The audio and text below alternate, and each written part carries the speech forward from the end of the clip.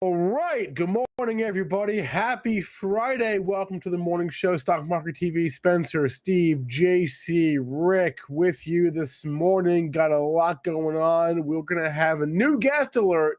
Steven Suttmeier will be on the show in about a half hour. A little more than that, like 45 minutes. He's the president of Suttmeier Technical Strategies. He already sent over a few charts about EEM, about the regional banks, some Mag 7 stuff. Very exciting. We'll try not to scare him off at around 9:15 or so. So we're going to have Steven join us. We'll have Kenny here. We'll have Louis here because it's Crypto Friday. Crypto Friday. Oh, my God. I'm excited. I did not realize how long it had been since we had a 50% drawdown. I just hadn't looked. It's been 5 years since we had a drawdown like this in Bitcoin. I almost, time flies. Post-pandemic, time is just a flat circle. So, yeah, we got some vol finally. I mean, not finally if you're super levered up like some people we know, but that's okay. All right. All right, let's go. Enough about me. Good morning, chat. We got Strazza. We got JC. Let's bring him out, and bring him out.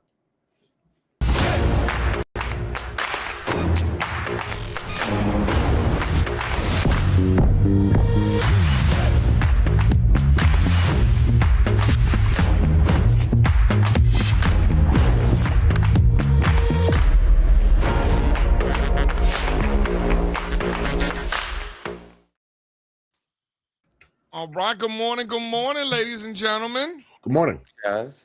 Dude, had dinner with Mark Chaikin the other night. Cool. Dude, I mean, he's 83 years old. The dude looks unbelievable. Yeah. He looks great. You know what? So I couldn't help myself. I was like, dude, you look like towards the end of the night, I had never met the guy. So we became friendly pretty quick. So by the end of the night, I was like, dude, you look great, man. You're 83 years old. You graduated college in 1964. He started his career in 66, like literally at his first job, 66, the day the market bottomed, actually, after that big correction in 66. So that was cool talking about market history with him. So I was like, what do you do to look so good? Like, do you work out every day? Like, what's your deal? He's 83 years old. This guy looks great. Graduated college 40 years before me. He goes, you know what he tells me? He takes a sip of his Chateauneuf du Pape and he goes, red wine. I'm like, really? I was like, wait. I was like, I know a thing or two about red wine. Tell me more. Great. Wonderful. Yeah, I love Mark. Mark and I go back. How cool is that? Yeah, cool. Good dude. Yeah. All right. Let's talk. We got things going on, right? I mean,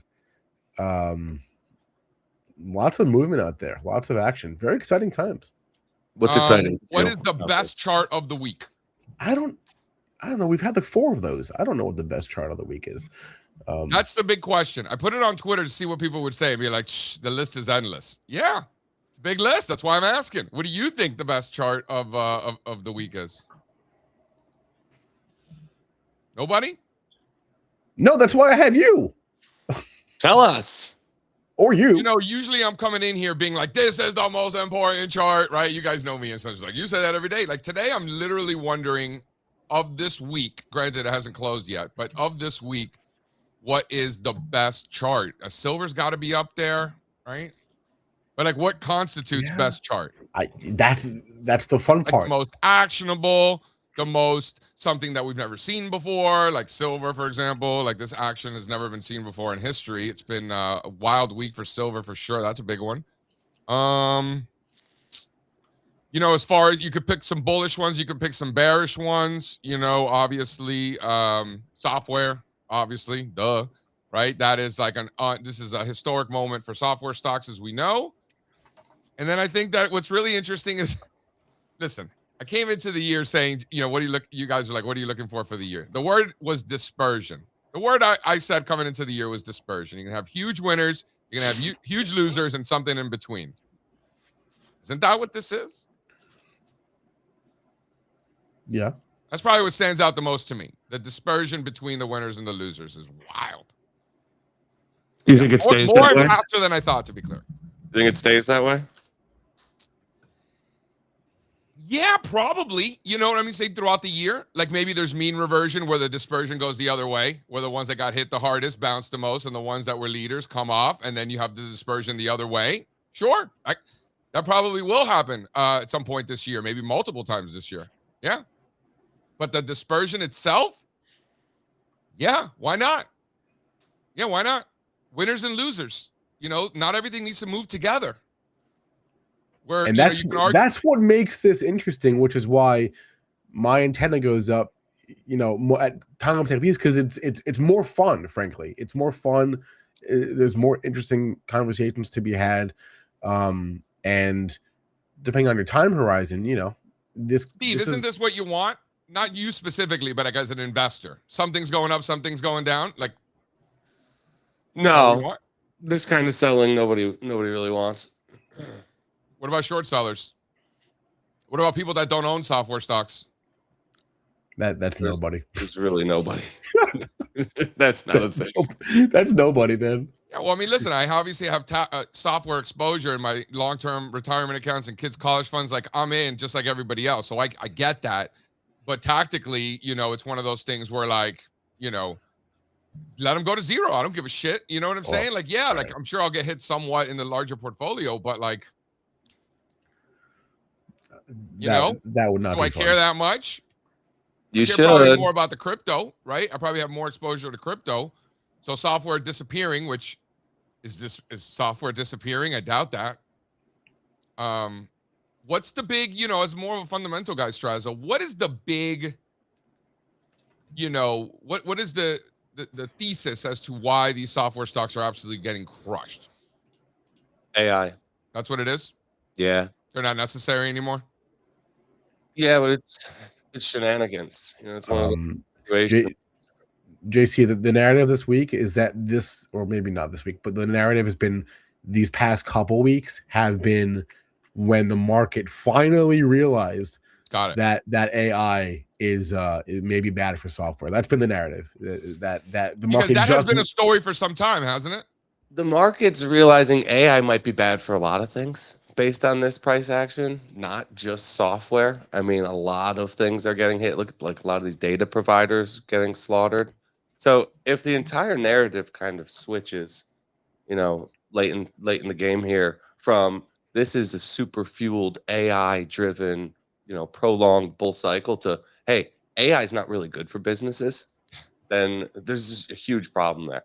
But the kind of selling that's going on now, right? You always need to look at like the character and the nature of the selling is really, really bad.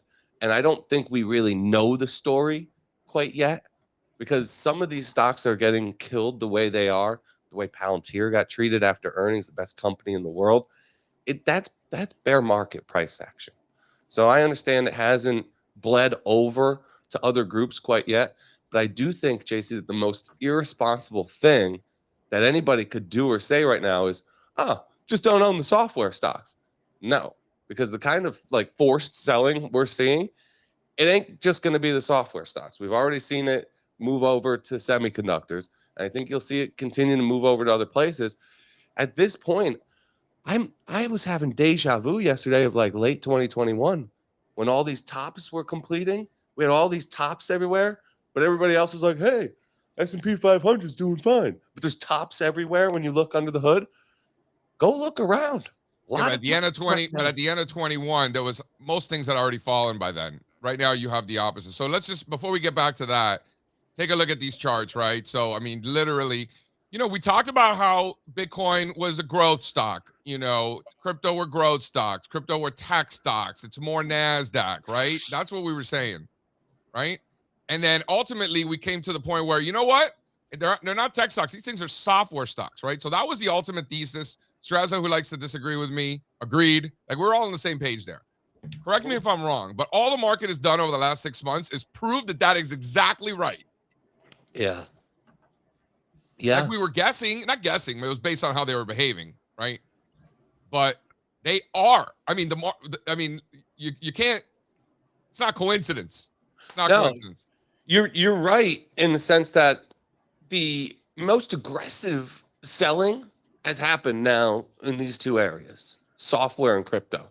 Yeah, you haven't seen that kind of, except for private equity. Private equity is like, what about us? So Except we'll for bring in private Louis equity. now because I'm really curious because Strazza, and we'll finish this and bring on Louis and talk about the, this relationship. But here's what I will tell everybody. I agree with Strazza that this relentless selling is like not something that is normal. Like this is not normal at all. Forget the crypto. Crypto doesn't matter.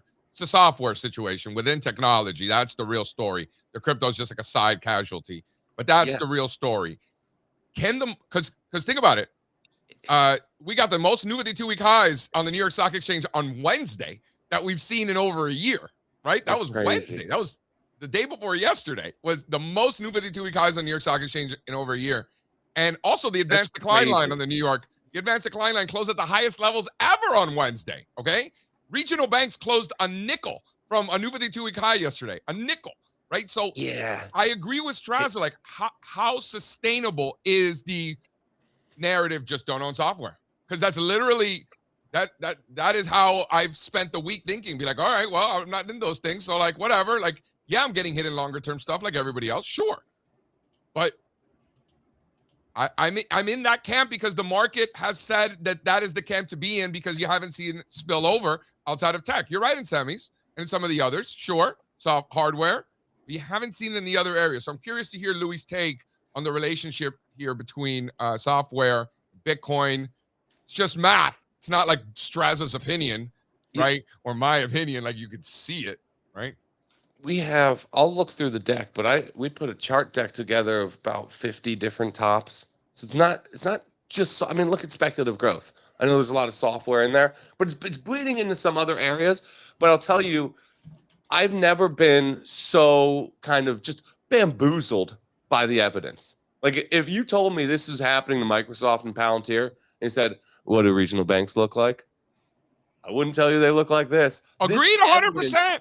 Strazza's just the point Strazza's making is so fucking spot on because when you exactly what he said, if you told me that software was doing this and tech was doing that and crypto was doing that, these regional banks are getting smoked. Yeah. No, that's not what happened. That's not what's happening at all. In fact, it's the opposite of that. They continue to move higher and more big bases in regional banks around the country are breaking out. Like, no, that is not what we would have expected. So in my experience, when the market is doing something that you really don't expect, that's what stands out. All right, let's do a state of the markets and bring on Louis. Let's talk about crypto. It's moving big time. All right, state of the markets real fast, and then Louis. Shall we? Yeah. Where's the... Did we not do it? Okay.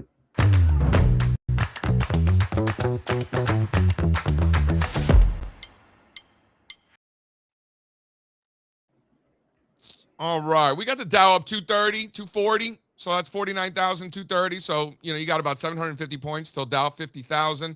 S&P 500 down 0.5%. 68.56 down 36 handles. NASDAQ 100 leading the way up this morning, 160 points to the upside. 24,800. 30-year bond futures flat. Crude oil 63 down about 0.5%. Copper flat at 581. Gold at just 49.50. Up 1%. Silver down another 2%. 75.25 with the VIX back to 20. VIX still really elevated at 20. And then Bitcoin is the real story here. I look forward to talking to Louis now. 67,250, up 4,500 points this morning. It's a 7% move to the upside, trying to bounce back from a lot of liquidations. Curious to hear on the liquidations, how much of that was for selling. So you got Ethereum up 7% this morning, 1950, and then Solana smoked this thing. Solana 83, up 6% this morning, up 5 points at 83. Total crypto market cap 2.28 after hitting a low, Spencer, of under 2.1. Oh, we did. I was wondering if we got under 2. Oh no, we didn't get under 2. You said no. 2.1. All right. Yeah. All right. Louis says he feels it in his veins. So let's bring him out right now. Let's talk about baby. This. Let's hear it. Yeah. Got my fingers on the pulse, avocado and toast, leather seats, jet plane, always ready to go. New dog, talk to me, baby. Talk to me. I hear people complaining about this volatility and software, but let me just tell you, I am numb to it all. I mean, as a crypto trader, I am numb to this volatility that you guys are seeing right now. It's exciting out there. Saying to turn my mic up. Can you guys hear me all good? You're a touch quiet, but I bumped touch you quiet, up. but So we maybe. got you. Yeah. Cool. Louis, you're supposed to be the young one. Your technology is supposed to be spot on, man. It's us old men that are supposed to screw this up. I know. You know what I'm saying? Louis, tell me. I want to hear about the liquidations. I want to hear about, sentiment. I want to hear about unrealized losses or realized losses now, right? I want to hear all about it. Well, look, this whole sentiment unwind, this positioning unwind began in October of last year, right? And what we've been seeing is we've been seeing the market finally cottoning on to the fact that we don't need all of these worthless cryptocurrencies. We don't need 100 different blockchains that all do the same thing that nobody uses. And so we're seeing this real damage taking place underneath the surface, and we've been seeing that taking place throughout 2025. This is not a new story. It's only really just magnified in people's minds over the last few weeks. But the opportunity that comes from this, JC, and everybody watching, is if you think about the 2022 bear market, what was that really defined by? It was defined by all of these exchanges going under. You had FTX going under, and that left a void. It left a bit of a vacuum that was then later filled by Coinbase and BlackRock, and all the adults in the room finally stepped up. And so now we're in a situation where this bear market in crypto has really been defined by all of these worthless cryptocurrencies finally meeting their fate at zero. But the ones that have been that have been holding up this entire crash have been the ones that are actually generating revenues. Like you look at something like Hyperliquid. Hyperliquid is up 50% off its lows, and it hasn't even been touched by this entire crypto crash. Canton is literally trading it at all-time highs, and these are networks that people are actually using. They're generating a tremendous amount of revenue, and then more importantly, they have a mechanism to convert that revenue into the value of their actual cryptocurrencies themselves. Because you got to think that all of these cryptocurrencies, nobody uses them, but even if people did use them, they have no way to capture that value. And so again, the market is cottoning onto the fact that these tokens are worth nothing, but the ones that are actually worth something that real people are using, those have been the ones that have continued to hold up. And I think that's going to be the trade into the recovery. So if we see this recovery into 2026, 27, and 28, that's where the opportunity is going to be, not in these worthless crypto assets. So correct me if I'm wrong, isn't the market, the ones that are holding up the best in the crypto market is essentially the market telling us that those are the winners, right? The ones that are holding up, those are the ones that are actually not useless, right? Like there's a lot of these meme coins that doesn't matter. There's a lot of big market caps in these, different blockchains that nobody uses, as you mentioned, so it really is just the ones holding up the best. And Ethereum isn't that. So what does that say about Ethereum? Yeah, exactly. And so, there was a really interesting comment made by the head of research over at Coinbase because, I went to this crypto conference in Miami and it was a little bit somber, and crypto conferences are really empty right now because you have all of these crypto traders that are sensitive to this volatility. They don't want to go to a conference. It's a bear market in crypto. You want to go to these conferences in the bull markets. That's where the funnest parties are. But right now, they're really empty. But he made a really interesting comment that Ondo Finance, which is this big tokenization platform that is more targeted towards banks and institutions, it was packed out. It was packed out. The energy in the room was really enthusiastic, even in the face of this volatility. And so again, you just have a bit of a dislocation between all this worthless stuff going to zero, which is 99% of crypto, and then you just have this 1% that are really standing out that continue to see more inflows, that are actually generating revenues. Canton today and over the last few weeks is generating more revenue than Ethereum and Solana combined, yet it's only at a $7 billion market cap. How do they generate those revenues exactly? That's what I guess I don't understand. Because they're currently moving about $8 trillion every single month on behalf of financial institutions. It's a decent size so amount that's just they're moving here. So TradFi just decided to appoint this the winner. Yeah, absolutely. Because you got to think is there something very unique about what makes them so special, or are they just getting grease on the side? A little how you doing, little paper bag, little right, some cash. Well, you got to think about Ethereum and Solana.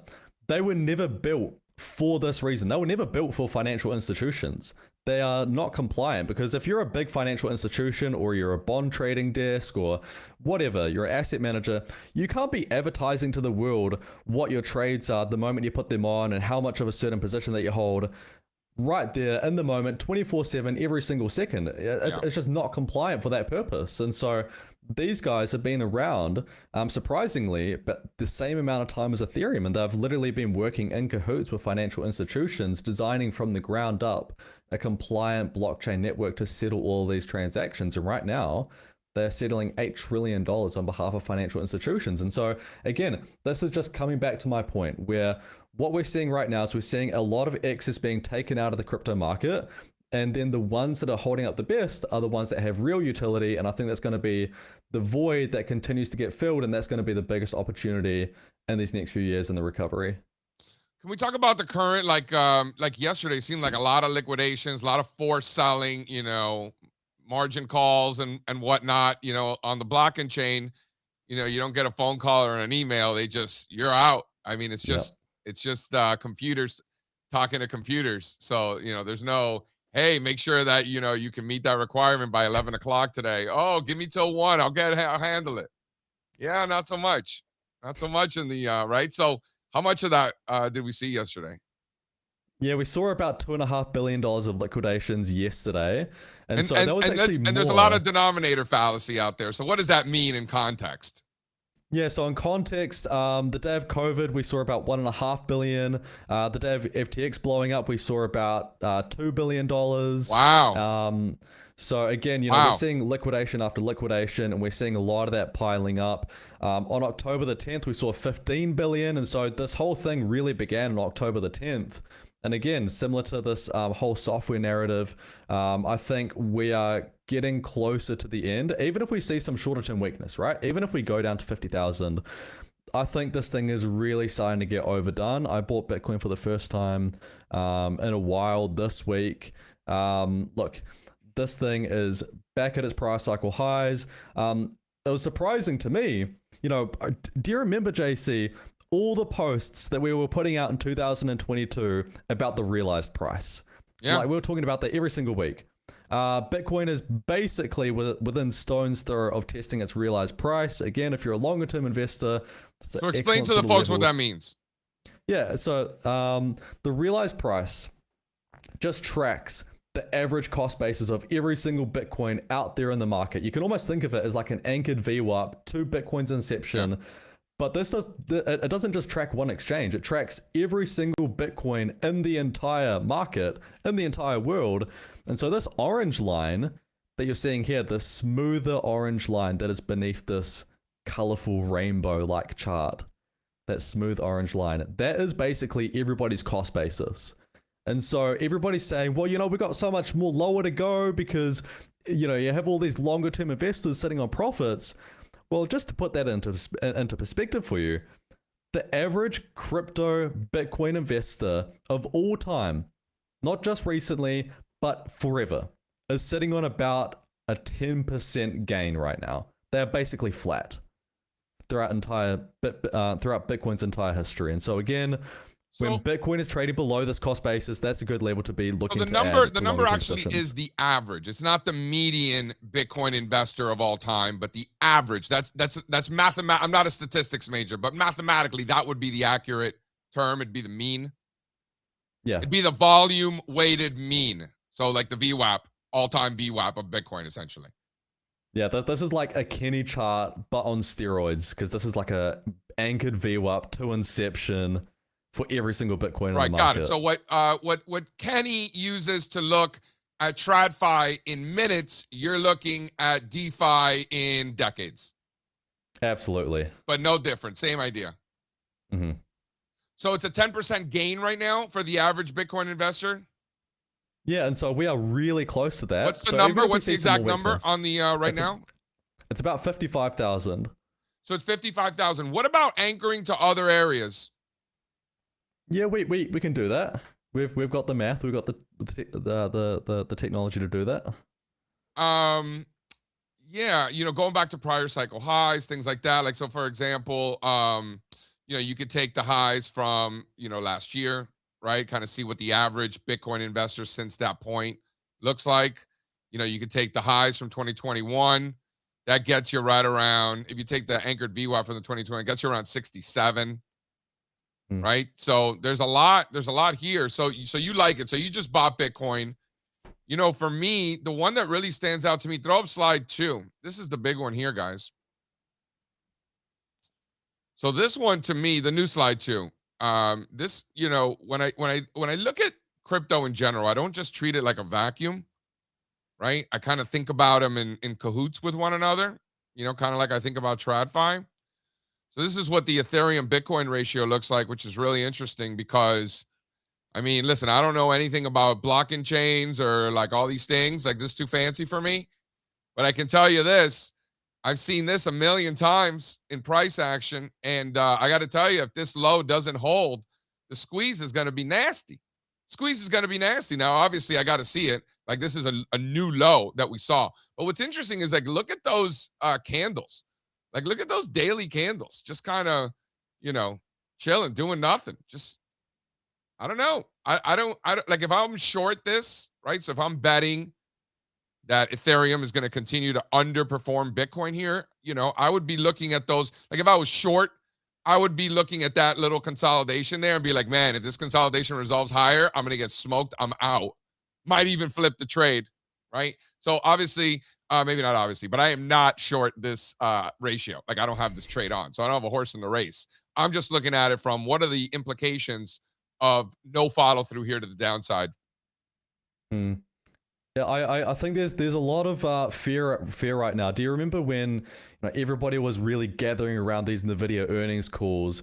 We had a bit of that happening today with MicroStrategy, where everybody was gathering around MicroStrategy earnings calls and, oh my God, are these guys going to get liquidated? Bitcoin's trading below their cost basis. Their earnings call went viral, and you had Tom Lee on the earnings call as well, on their presentation. I think this whole thing is really overblown. These guys are okay. They don't represent a systemic risk to Bitcoin. I think a lot of the selling is getting overdone. You have a look at what's happening in software. Really interesting comments by Steve that, you know, if it was just the software story, you would only be seeing it in software, not creeping into other areas of the market. And the fact that the reality is, nobody knows shit. Nobody knows what the impact of artificial intelligence is going to be. And if you claim that you do, I'm just going to assume that you're full of shit. And in the same way, that's happening in crypto, right? Where nobody knows what's happening. We don't have a big exchange that's gone public and that's just blowing up. We don't know where the body is or who's blown up. Nobody knows what is driving this crypto crash. And you have all these conspiracy theorists. Nobody knows shit. And so just look at the data. It's a good reminder, folks, if you're listening out there. He's right. Nobody knows shit. I don't know anything. Steve knows less. Steve knows more about other things than I do, and I know about, but we don't know anything. No. This is a great point. And sometimes, look, it's not always the exact same way. I was on with Kenny last night. First of all, the schmooze thing is so good. I can't wait to go back on. We had such a great time. I was hanging out. Were you dancing? Were you dancing to some Grateful Dead? Oh, dude, we're playing music, smoking weed. No, I'm kidding. But we were just having a great time. Yeah, just kidding.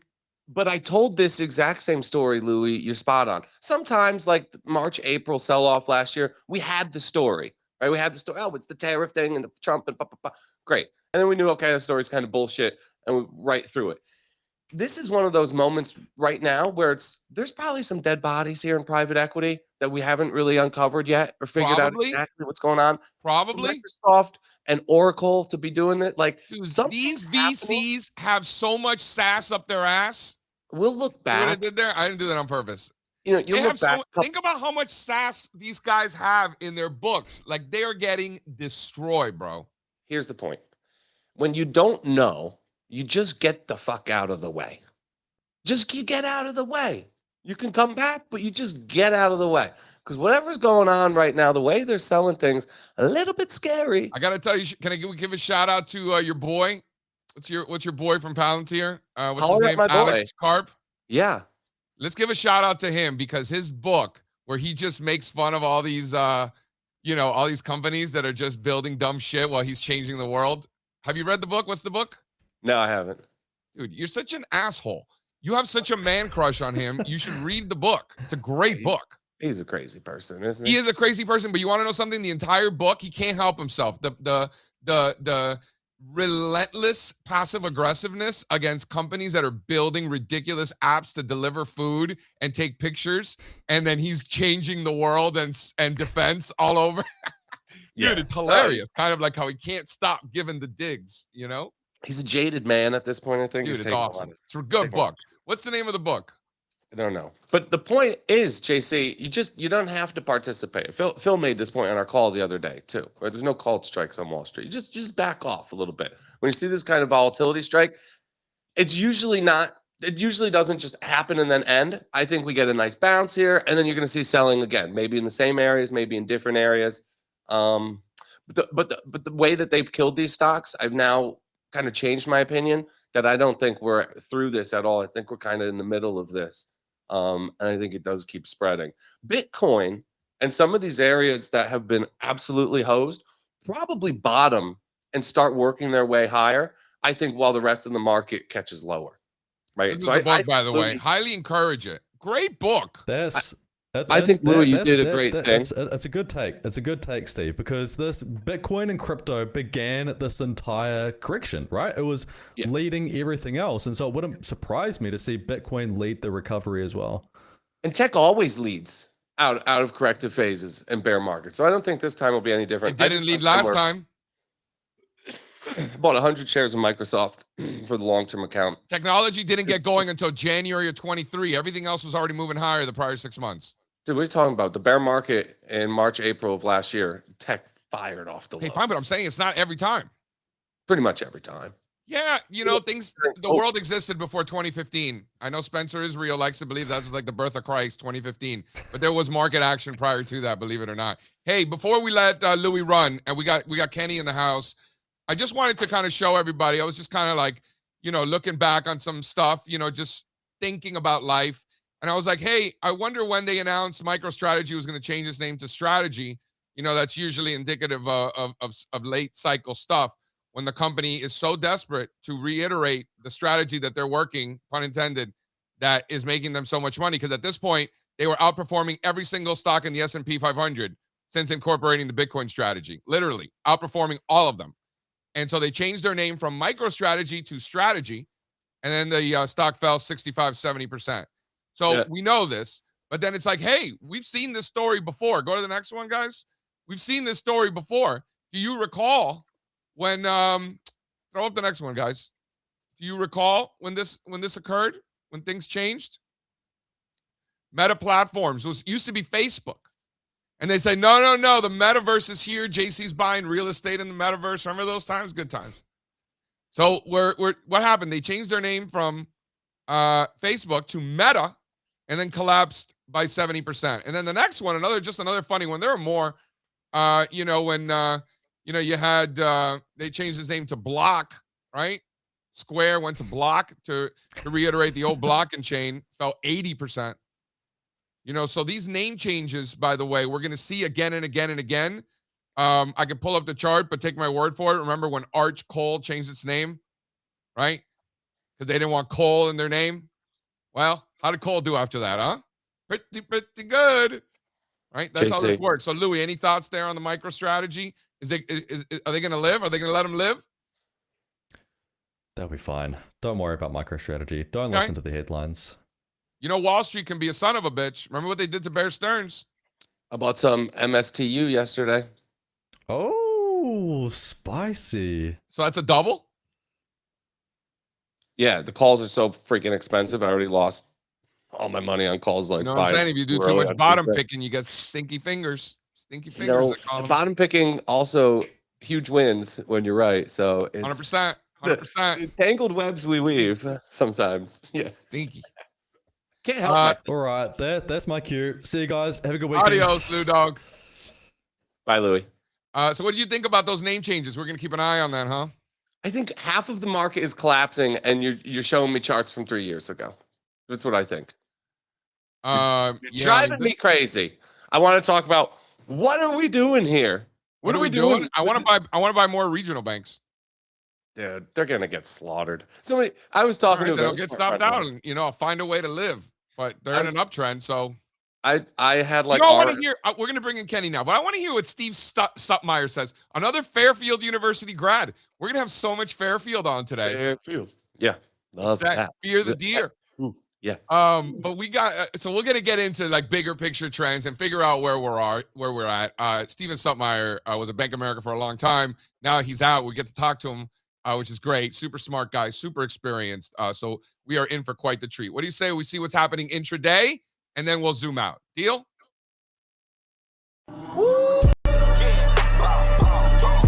It's been a long time coming. They ain't come from my club, they took it. Putting up numbers, 99 pounds, and I still kept it 100. Hold up.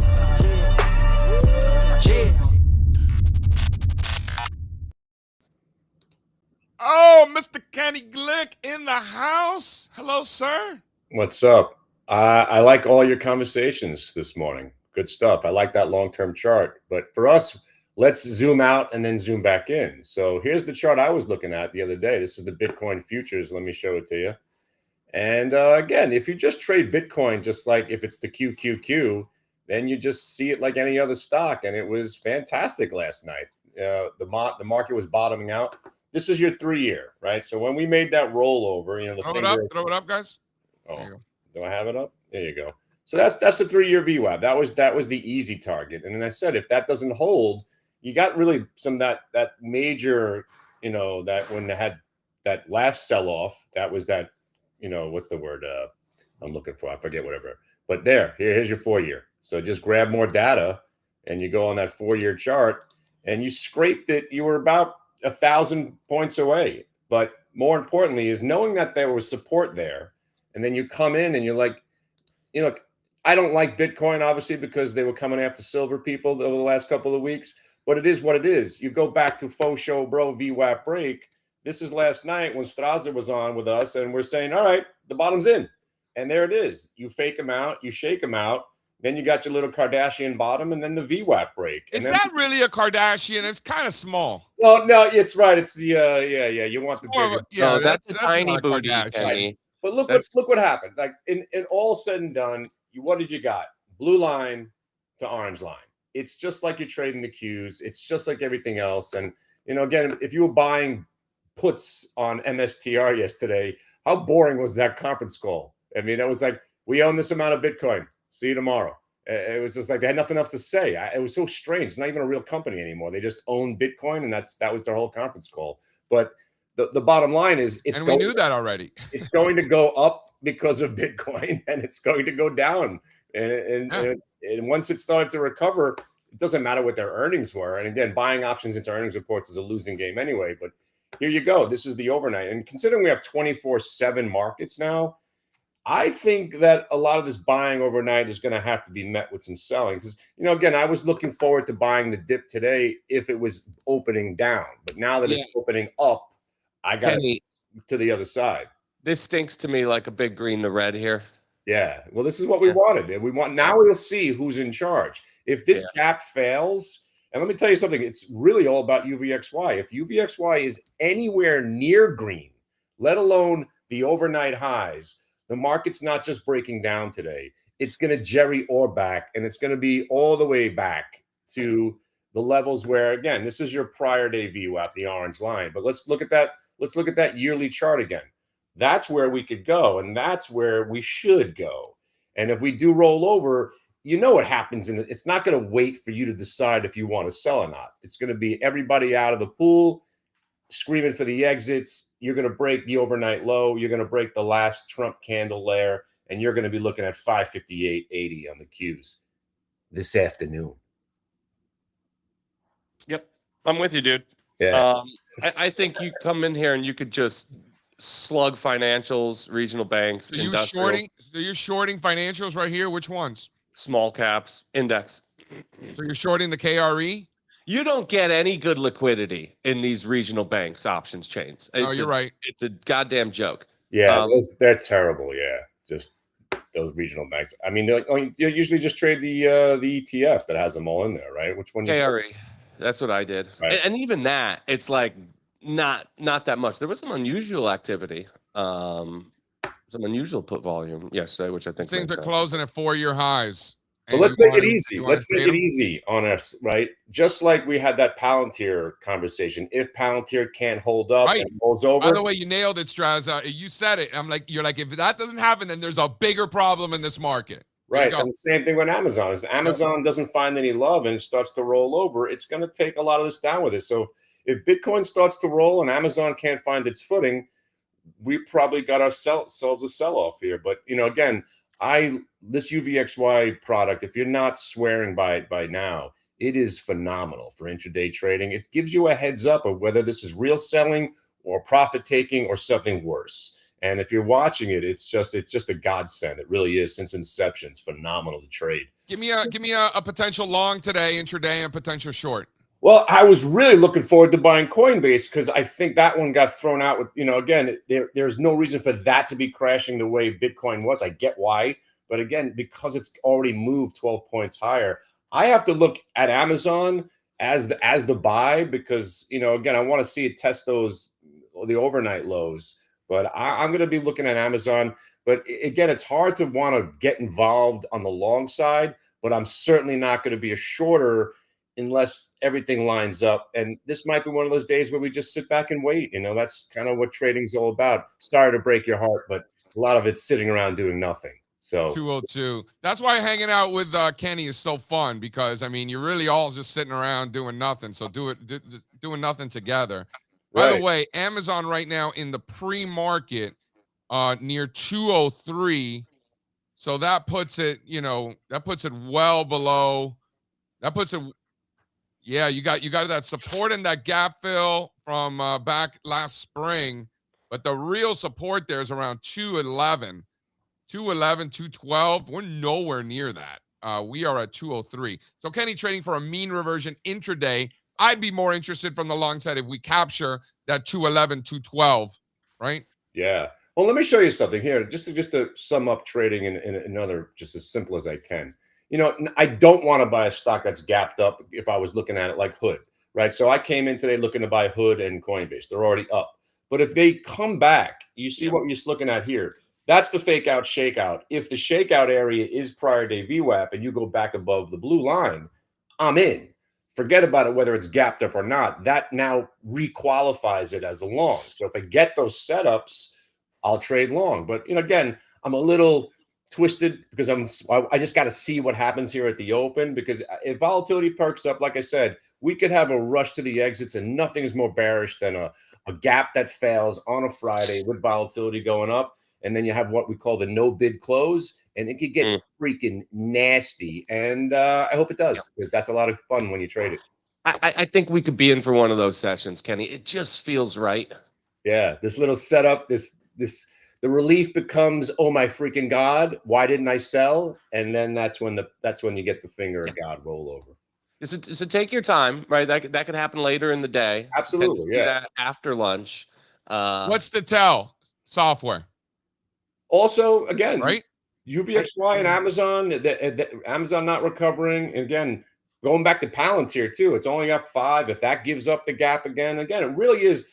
I hate to say it, but Bitcoin is the key now, because if Bitcoin rolls over, it's basically leads the queues. That'll start the exodus, and then selling begets more selling, and then fear will take over, and you never know what happens when people start acting irrationally. Listen, never a dull moment here in the market, and I wouldn't want to navigate these markets with anybody else. All right. So shout out to you guys, Strazza, Kenny, everybody. Oh, it was great having you on yesterday, man. I had so much fun hanging out with you last night. Good stuff. How late you animals go? Oh, they kept going. I went to sleep at 11, but Solid was going. You had our Penny Gangster guy showed up. He was talking crypto. I was like, all right, I got to go to sleep. I would have stayed longer. Rose was waiting for me to watch that new Sydney Sweeney movie. Oh, which one? With the house something or other? House Sitter. Oh, what a treat that was. Does she keep her clothes on the whole movie this time or no? Nope. That's got to be like a prerequisite. You got to, if you got them, if you don't use it, you lose it, right? I got a poster of her somewhere from my kid's dorm room. Anybody want it? I don't know. She looks like a squid to me. I'm not a fan. You have a poster of a college dorm room poster of Sydney Sweeney. Yeah, anybody want it? Yeah. Who wants it? It's the sitting. Hit the bid, ladies and gentlemen. Go trade with Kenny. It's See fun. you guys. Be All right, careful. Have a good. I know we got Steven, but I just wanted to mention something, Strazza, if you don't mind. Okay, because I have something important. Go, tell me. Tonight is UConn versus St. John's. Okay. Something important. Yeah. And UConn, this is rare. They're on an 18-game win streak. They're going to win out and win the tournament here. And they're only given 2.5 points to St. John's in Madison Square Garden. First of all, UConn plays better than anybody in Madison Square Garden. Never seen a team dominate in Madison Square Garden like the UConn Huskies. Not even the Knicks. Not even the Knicks. So I think they'll probably win by like a good 20 points. I haven't seen a layup like this on the Hard Rock Bets in a long, long time, JC. And you got to put your money on now for the national championship because you're still getting like 10-1 odds. It's not going to last. It's not going to last. People are going to find out that UConn's the team to beat as usual. So they're just dying to create a rivalry for UConn. Like they're trying so hard to like find us a rival, but there really isn't one because nobody can play us closely, consistently.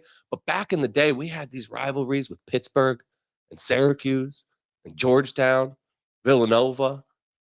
The old Big East was so good. I might come on down, or I might come on up to the Cité in the second week of March for the Big East tournament. If you do, I'm with you. I'll go. I'm in. Wouldn't that be fun? Yes. Guys, we're gonna bring in Steve Suttmeier here, but what I wanted to make diverse insight of 64.99 here makes an interesting point that this isn't normal. Everyone's saying normal pullback, like you're all index investors and you're watching the technical analysis channel, right? There's a lot of damage under the hood, just like 2021, 2022. I just want to make something very clear. This is absolutely nothing like 2021, 2022 at all. Right? Maybe this, hold on. Maybe this moment is February of 2021 where things progressively got worse throughout 2021. Maybe. Give me June. Give me June. But hold on. But coming into now, the advanced decline line on the New York Stock Exchange hit the highest levels ever on Wednesday. Okay. You had more 52-week highs on Wednesday, the day before yesterday, than at any other point in the last year. Right. So we haven't seen the deterioration. It might come. Maybe. I have no idea. I don't have a crystal ball. And we'll talk to Steven and see what he thinks. But until now, with the data that we have, I don't know what's going to happen. But until now, we have not seen any kind of deterioration at all over the last 3, 6, 9 months like we did 21, 22. So we might, I don't know, but we haven't seen it yet. So I just wanted to mention. Fine. I'm feeling May of 2021. We dig in, go high. Maybe.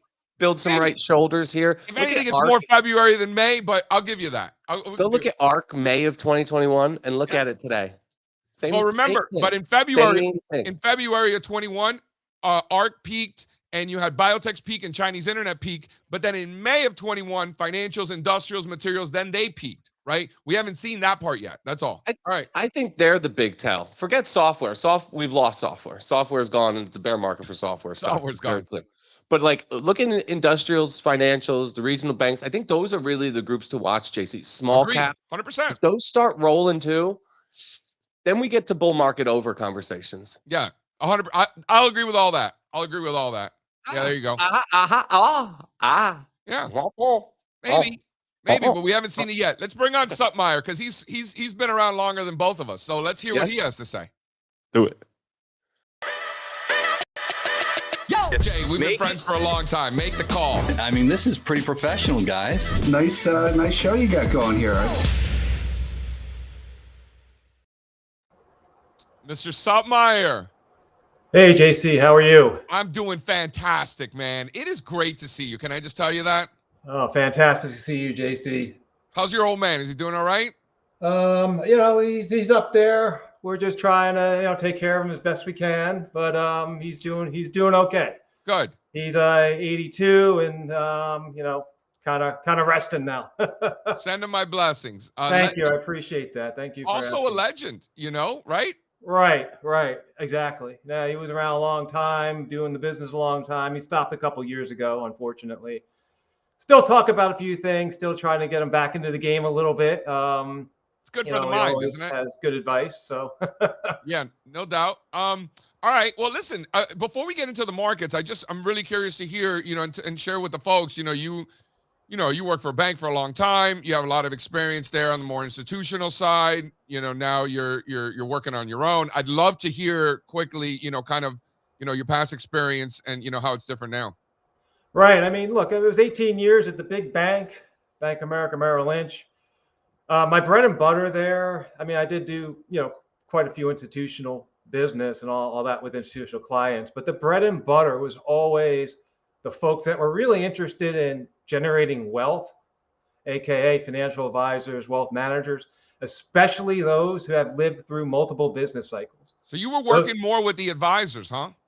I mean, that's just a natural part of technical analysis. People that actually have to answer to a bunch of clients if they can't make them money or at least manage risk appropriately.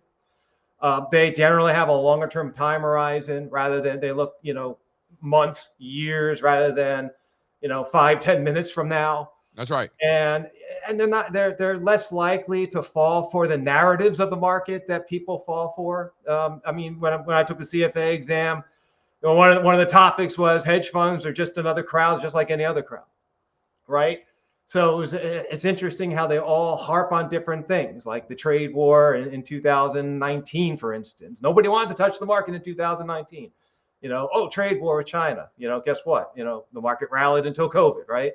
So I mean, yeah, it's a very interesting environment. I did have a lot of good relationships with institutions, the ones that had an open mind to the technicals, the ones that were chart friendly, and those relationships were fantastic.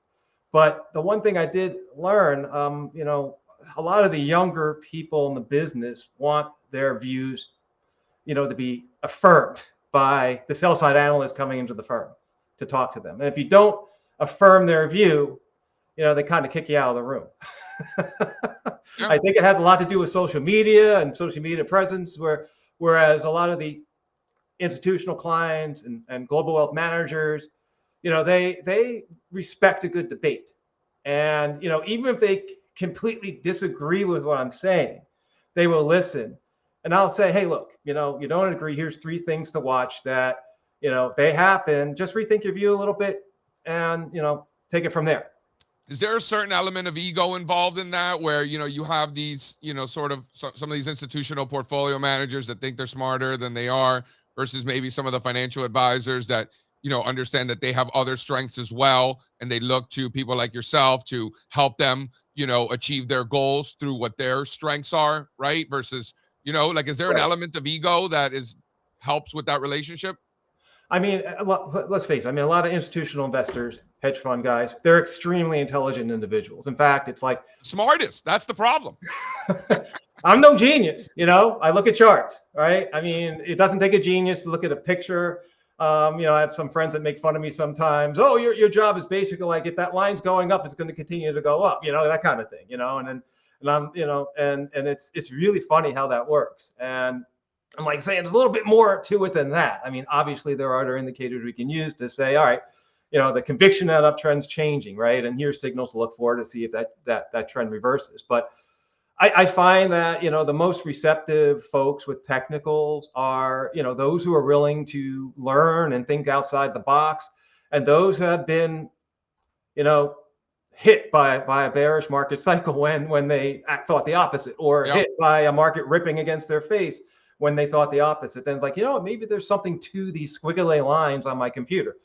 And I will tell you, I mean, walking around, B of A and, fundamental analysts, I mean, they always have charts up on their screen, right? They always do.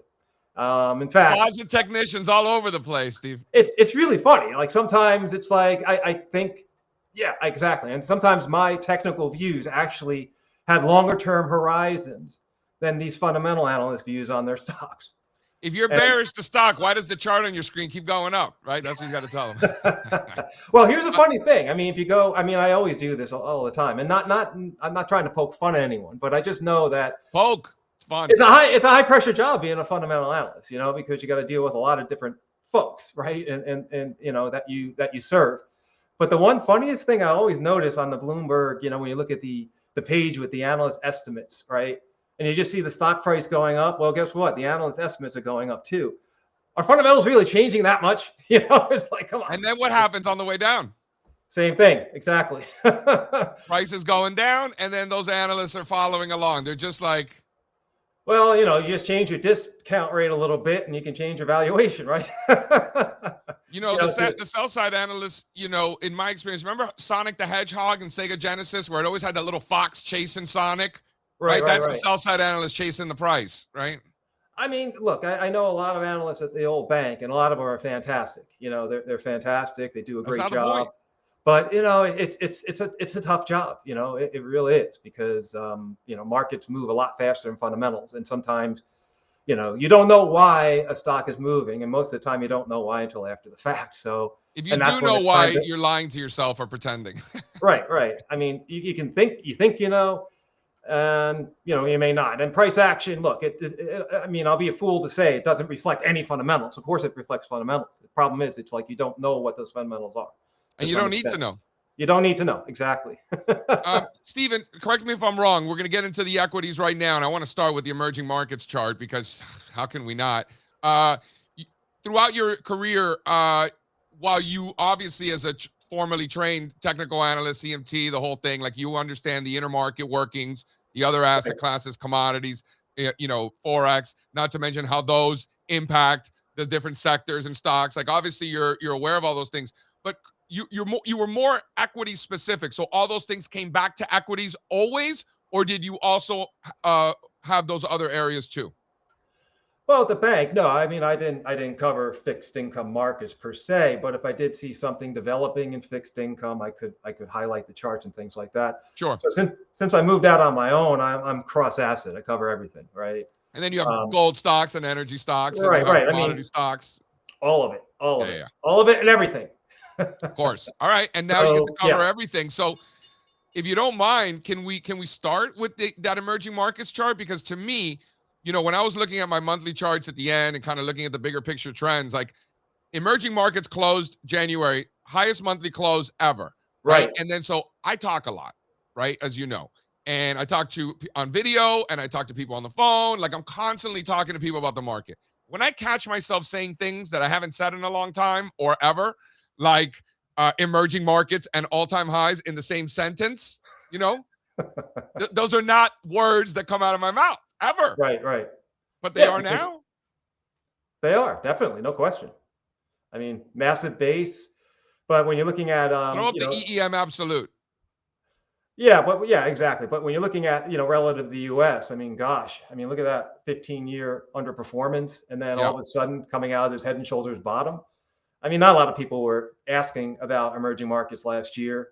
And, when we started our Suttmeier technical strategies, we actually did flag a lot of emerging market country ETFs in our work, just citing, bottoming, basing patterns and things like that. Some of them bigger than others. I mean, across LATAM, in Europe, for instance. I mean, no one ever talks about Belgian markets, but gosh, nice I did Bell 20 all-time highs, like 5 months in a row, man. Shout out Budweiser. Budweiser helping to drive that market in Belgium right now.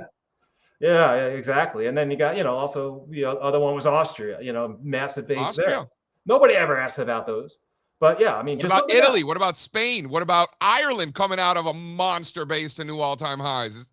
It's all of them. That was a beautiful chart. I loved it. And then all of a sudden we flagged this little pennant pattern and we surged out of that. So, I mean, not only just long-term, but even tactical. It's beautiful. And if you look at an advanced decline line of like 45 country ETFs that hit new highs into late January. So, I mean, you got a lot of confirmation of a global equity bull market here. Totally. And you're seeing expansion versus in 2021, it was deterioration that you were seeing across the board, fewer and fewer stocks and sectors and countries participating. And then everything ultimately fell apart at the beginning of the year, but they was already falling apart. We're seeing the opposite now. Steven, I know you brought in some EFA charts, but just generally speaking, this emerging markets chart breaking out really confirms a lot of the other things that we're seeing around the world and all these other countries. It's not like this new thing. It is technically new because we haven't seen it, but it's just part of a bigger theme that we're seeing all over the place. We can establish that. But even in the United States, if you're looking at what software's doing, what Bitcoin's doing, what maybe large cap technology is doing, but then you're seeing an all-time high in the advanced decline line on the New York Stock Exchange on Wednesday. Right. You're seeing the most amount of new 52-week highs on the New York Stock Exchange on Wednesday. When you think about that breadth internationally, you bring it back to the United States, you're not seeing the deterioration, at least not yet. Can you speak to that? I mean, here's the interesting thing about this market. Breadth indicators are solid. I mean, you look across the NYSE, you look across the Jan Brady mid-cap stocks, you know, with the strong advanced decline line, advanced decline volume line, you know, new 52-week highs hitting their highs. I mean, typically the market doesn't top out until you have a 2 to 3 quarter divergence in that new 52-week highs indicator. So breadth is great. You know, in fact, I mean, the problem the market has is not breadth. It's really just that the average Joes in the market, you know, RSP, for instance, if you look at the equal weight S&P ETF, yes, it's coming out of a tactical head and shoulders bottom versus the S&P. And you look at, say, you know, Mag 7, for instance, you know, topping out relative to the S&P. The problem that we're running into is the S&P is churning. You know, what I mean by churning is it's not a decisive breakout to new highs. You've had marginal new highs into late January. The breadth is great. The breadth supports the case for a continued uptrend in the market. But what we got here is we lost the heavy lifters. We lost Globogym, and now we got average Joes. So we got to play dodgeball in this market when you think about it. So equally weighted, outperforming, market cap weighted. Correct me if I'm wrong. All this means is that technology is underperforming. Pretty much. The growth area of the market's underperforming, specifically technology. I mean, semiconductors have been a juggernaut. They actually started to come in a little bit this week too. I mean, the good news is that a lot of those names, like, you know, that we've flagged, like Teradyne and ADI and Micron and LRCX, you know, late last year into this year, we've been practicing more risk management on those as you hit targets, trailing stops, things like that. I mean, these are names that came out of big bases. And some of them, you know, got close or hit targets. So, yeah, I mean, it's, you know, semiconductors start to fall a bit. That would exacerbate that trend to some extent. But technology, software in particular, I mean, when we first launched this company, the first chart that you know, the people are asking about was Salesforce in July. And we're like, this chart doesn't look very good at all, you know, and then in the fall, it was all the Dow components. That's been the worst. Even United Health is better than that thing. Well, I mean, yeah, United Health has its own issues, but right, that's another animal altogether. But here's the thing about it, though. Look at the Dow. I mean, it's kind of, I mean, you know, 2 days ago, I mean, it's been volatile so since then, but 2 days ago or earlier this week, it looked like it was forming a little pennant. Dude, the Dow's a couple of pennies from a new all-time high. The right. Dow's about to hit 50,000, and people think that the world is falling apart. Let me ask you something. But how bearish can you be with transports surging the way they are, right? Caterpillar's making all-time highs. It's hard to be bearish. Let me ask you this. On the how much Fibonacci work are you doing? Fibonacci is great. Are you allowed to talk about Fibonacci now that you're no longer at the bank? How did that work? How did that dynamic work out? No, I could talk about Fibonacci's at the bank. Yeah, you weren't like getting tapped on the shoulder. We don't use words like that around here. No. No, I got that tap a couple times on TV. They're like, "Oh, the TV people don't like Fibonacci. They make fun of you when you start talking Fibonacci. But I just like saying Fibonacci. It rolls off the tongue so nice. It really Fibonacci. Fibonacci. Let me ask you something. Let me ask you something. Can you throw up slide 2, please, guys? So when you look at the Fibonacci extensions from the Great Financial Crisis.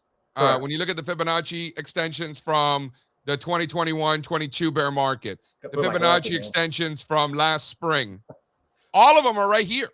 Right. 161.8 from last spring's correction, 261.8 from the 2022 bear market, and the 685.4% extension of the Great Financial Crisis, all right here at 7,000.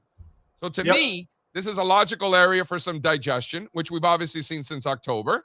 But it goes in both directions. The bullish implications of an upside resolution above 7,000 get you 8,000 like that, right? Right. Clearly, it's not that easy because the market has proven that it clearly is not easy at all because we keep churning around these levels. But how much does this mean to you in your work? I mean, I obviously probably the only one I've been looking at a couple also. I mean, you know, I haven't really delved into like the 685 or the 261. Dude, if you don't have 1109s on your charts, man, you're not even trying. You know what I'm saying? No, I try to keep it relatively, simple. I mean, I'm primarily, you know, the one that draws my attention is the 161.8 from the 2025 tariff tantrum. You're just a golden ratio kind of guy. I am. I am. I find it very golden to look at that, and very golden. I do love it. I do love it. But I actually have my primary ones are 61.8. And a lot of people say that's too short, but then again, the S&P did stall at that briefly before continuing its rally in Q4. I got some Fibonacci targets, tactically speaking, if we can get through this messy trading period, into the 7400s. And there's also one beyond that as well, from more recent pullbacks and levels. So I do look at those. And I think they are important. I like how the market kind of gravitates towards these mathematical numbers that are rules based, and I think that's important because, a lot of folks, it's not really just looking at pretty pictures on a chart. Although I do enjoy doing that, and I do find people call it subjective, but I'm like, no. If you're looking for a pattern, how subjective is it? If you see the pattern, it's either there or it isn't, right? I mean, it's an objective method.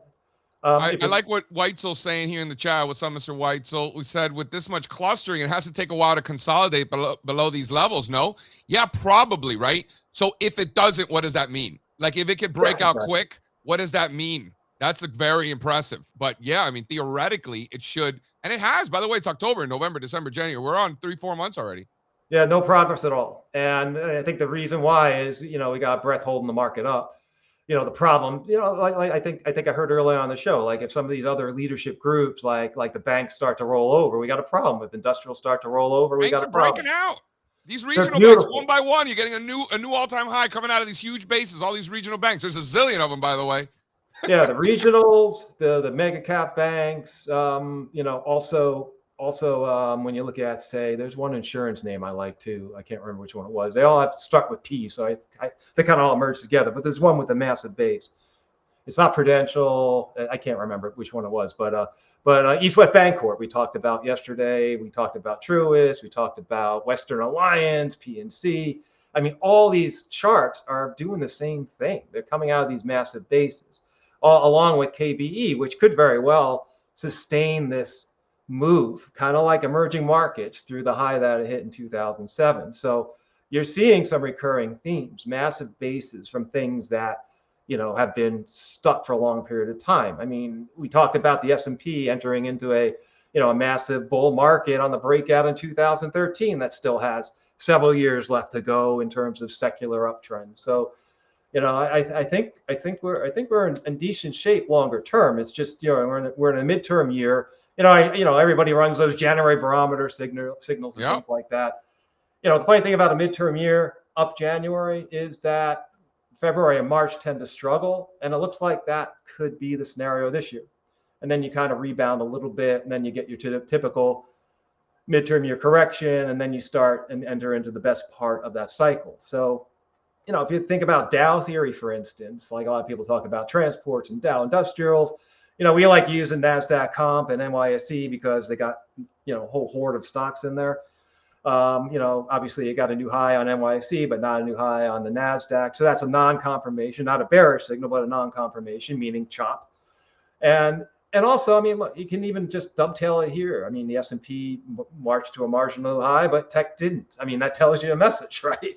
It tells you the market's going to be sloppy. And the problem that we're running into, there's not enough market cap in the average Joes to make up for the losses or the lack of performance in tech. And I think that's the big reason why you're getting new highs on market breadth, but not a decisive push to new highs on the S&P. Because the biggest ones aren't participating, they're actually dragging it down. Exactly. So even though most stocks all over the world are absolutely ripping across sectors, you're just not seeing it at the index level because the biggest drivers of that it's the exact. Now they complain about that. Remember, like a year ago, they were complaining, oh, it's only 7 stocks. It's not the other ones. That's a problem. Now this is a problem. So they're always bitching. Let me ask you something, Mr. Suttmeier. You're old school on how you think, right? Like me. I feel like I'm like an old school. Right. He's sitting here talking about Dow theory, talking about the NASDAQ composite. These are my words, Suttmeier. You're speaking to me, brother. You're speaking to me. I think the Jesuit education must have helped with that too. Couldn't hurt. But Strazza also, and he's always the things coming out of his mouth. The words you're saying here are great. I want to show you what I think is the most bearish chart. right? Okay. And this is old school. Slide 2, guys. This is the most bearish chart that I it's got to be in the conversation. Maybe there's a couple more bearish charts, but this one's up there. I'm old school. When things are good, consumer discretionary doing well, staples underperforming. This rollover, Suttmeier, I've been through a cycle or two, brother, man. I've seen this before. Yeah. We this is definitely a chart that we use in our work a lot, and we just broke down from what we from the that last higher low. Bearish So yeah, chart in that's a big deal. America? I think it's got to be the most bearish chart in America, making new lows already this morning, by the way. Yep, that makes sense. And look at equal weight betas too, which we do as well for discretionary versus staples. We do the same thing on the equal weighted basis. You also have this. I also look at high beta versus low volatility. I mean that's coming off of a spike high, so that looks like it could come under some pressure after a very frothy upward move. So, but yes, this chart speaks volumes about the market, meaning that this is one indicator you got to put in the database as one, and put a check under bearish for sure. It was Frank Teixeira, who's the man, right? We both know him well. Absolute stud. And I saw him give a presentation once. He gives a great presentation. If you ever get a chance to see Frank Teixeira give a presentation, and he's like, the way I weigh the evidence is that, on one hand, you've got this and you've got this and you got that. And then on the other hand, you got this and you got this and you got that. And you sort of weigh them and lean in that direction. And boy, did that stick with me, and this is what this is, right? We're pointing to an all-time high in the New York Stock Exchange advanced decline line, most new 52-week highs in over a year. That is the opposite of bearish, right? We know. But you got the discretionary rolling over pretty hard. You got the biggest sector in the market, technology, blowing out. These credit default swaps in Oracle, proved to be right as usual. Credit spreads widening a little bit. You got some stuff in there. Yeah, I mean, credit spreads, did confirm the rally in late January, but have come off of that. Let's look at the option adjusted spread and high yield. Obviously a violent move up, and that would be a problem. The other thing I've been watching are Fed financial conditions, which confirm this rally from all the way back, the cyclical bull market from October 2022. It's been confirmed by Fed financial conditions. So that's not like the last midterm year, right? The last midterm year, that hit a high, in the middle of 2021, right? Credit spreads hit a high or a low in the middle of 2021. We are not at that point. So what it tells me is that we churn, maybe hit, new highs here and there. Have volatile downside days. The 3-month VIX versus VIX is a tactical sentiment indicator I look at, by the way, and that's getting close to an. Tell me why. Tell me more. Why? Well, I mean, what that tells you is that investors are getting more bared up immediately versus, we're fine for another 3 months. So when the 3-month VIX goes below 1, the VIX is greater than 3-month VIX, meaning people are more fearful over the next month or so versus going 3 months out. We are coming in on that level below 1. We didn't hit it yesterday, and if the market can hold its gain today, we probably don't hit it today. But that's the signal I always look for. In fact, the last 2 tactical lows the S&P had from the tariff tweet in early October, and then I guess it was NVIDIA that reported in November, and you had a spike down. Both of those had the below 1 on the 3-month VIX versus VIX with a quick turn out, and that triggered tactical rallies. Not the best tactical rallies, obviously, but tactical rallies nonetheless. Similar to the chart we just looked at for XLY and XLP, that also had a divergence heading into where we are now. So it wouldn't surprise me. Let me ask you how you think about this. Since you're an equities guy dealing with portfolio managers and people who have to answer to others and things like that, how do you think about the following situation where you've got leaders leading and acting well, and you got money to put to work, and you can put it in those leaders that are leading, or you got banged up, beaten down areas in longer term uptrends, right, that have pulled back, and giving you an opportunity to buy them in the cheap, again, within long-term uptrends. How do you think about, the decision, hey, should I be buying the tech stocks that are holding up the best? Should I be buying breakouts in regional banks? Where should the mindset be, you think? Well, I mean, put it this way. I would definitely think about, continuing to own some of these industrials, these materials names, some of these energies names that have pushed through or are about to complete bases, I think, along with the financials at this stage. I mean, that's where we've been for several months already. And I think hopefully we can sustain these breakouts. That would be ideal. The market is very, very tricky at times. I mean, XLF was down in January. Not always. Not always, just at times. The banks surged when XLF was down in January. KRE is up 11% year to date.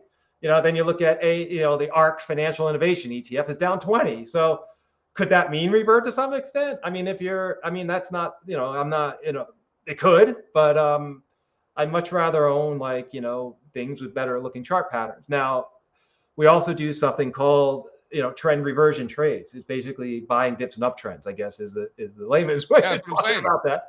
And we do that too.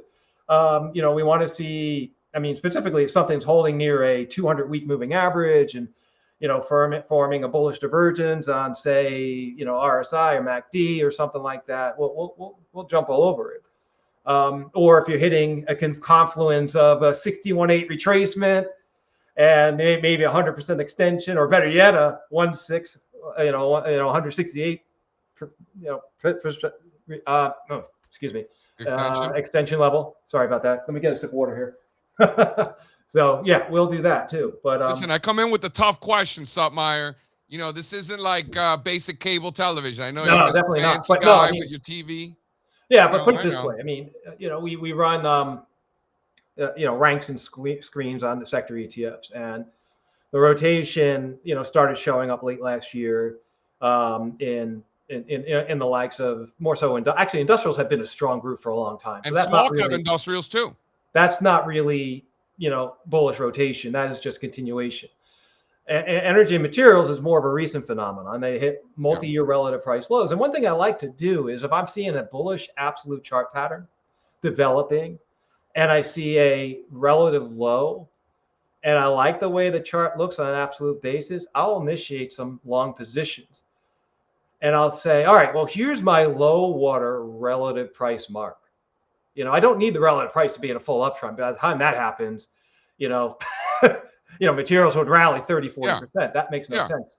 But if you have that low watermark as a protective measure on a relative basis, because that helps me out a lot. That tells me that as long as we hold that relative low, we're forming this bottom. And with that breakout from the bottom, you could get emerging leadership from that particular group or stock. And we've seen it on energy and materials and industrials, which on a relative basis may have come out of a multi-year base versus the S&P. So I'm hoping these things hold because the technical model suggests that they should.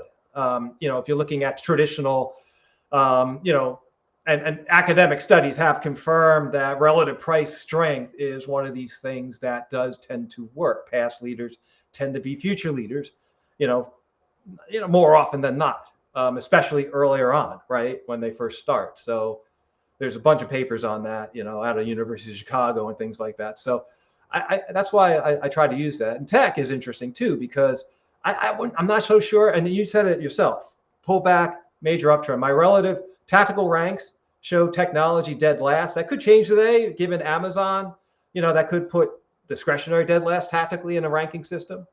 But tech is still top 3 in the longer term rank. So if that condition holds and tech starts improving in rank, that is bullish.